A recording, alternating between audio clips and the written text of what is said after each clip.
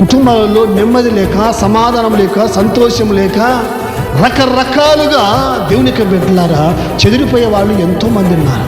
దీనికి కారణం ఏంటి అంటే వాళ్ళ ఇంటిలో బలిపీఠం లేదు, వాళ్ళ ఇంట్లో ప్రార్థన లేదు, వాళ్ళ ఇంటిలో కుటుంబ ప్రార్థన లేదు, వాళ్ళ ఇంటిలో దేవునికి స్థానం లేదు, వారి ఇంటిలో దేవునికి చోటు లేదు, వాళ్ళ ఇంటిలో దేవునికి అర్పించేటువంటి నైవేద్యము లేదు, స్తోత్ర బలి లేదు, లేకపోతే ఆరాధన బలి లేదు, వారి ఇంటిలో